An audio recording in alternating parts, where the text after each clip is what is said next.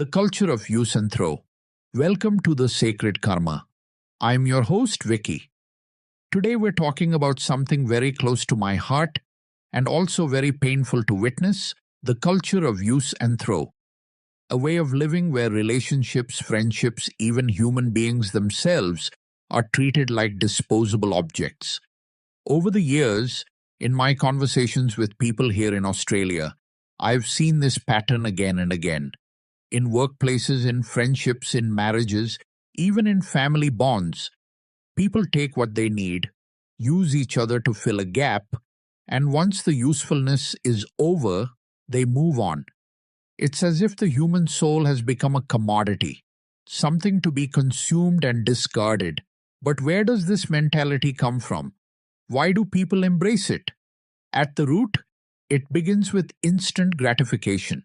We are surrounded by a culture that trains us to expect quick results.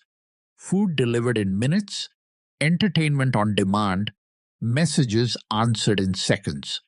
This same psychology spills into human connections. If a job doesn't give instant reward, it's abandoned. If a friendship requires effort, it's dropped. If a marriage goes through difficulty, the instinct is to replace rather than repair. This is where the principle of karma becomes important. Every action has a consequence, but not every consequence is immediate.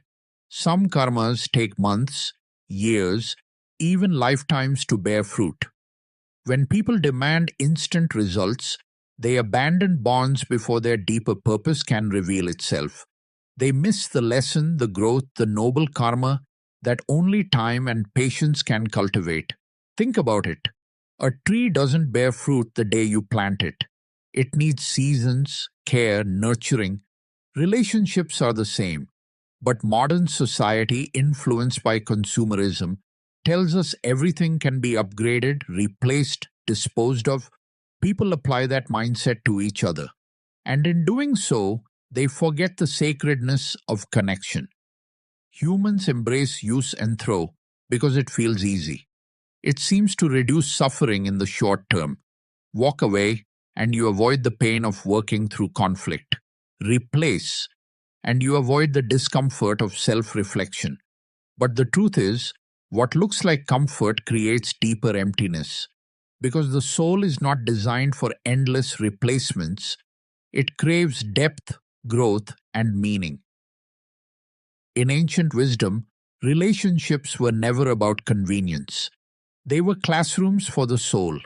Every bond was a chance to practice patience, forgiveness, compassion, responsibility, to see oneself reflected in another.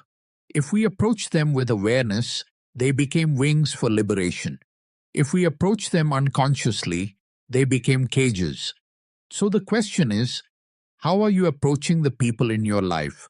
Are you walking with them as partners in growth? Or are you discarding them the moment they stop fulfilling your desires? Because when lived with awareness, relationships stop being cages and become sacred paths. They stop being about possession and become about presence. And in that presence, you discover the same divine union the sages spoke of, reflected not in scriptures alone but in the bonds of daily life. We cannot escape karma. Every time we treat someone as disposable, we are planting seeds for our own isolation. Every time we honor a relationship with patience and loyalty, we are creating noble karma that supports us when we most need it. The culture of use and throw may seem modern, but it is really just the oldest of human temptations. The desire for ease without effort, results without responsibility, love without commitment.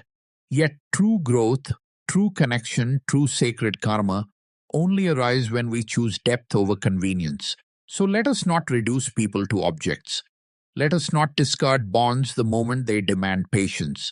Let us dare to stay, to nurture, to repair. Because in the end, convenience fades, but character remains. Utility ends, but love endures. And when our final day comes, it will not matter how many people we used. It will matter how many hearts we touched, how many souls we uplifted, how deeply we loved. This is the real sacred karma.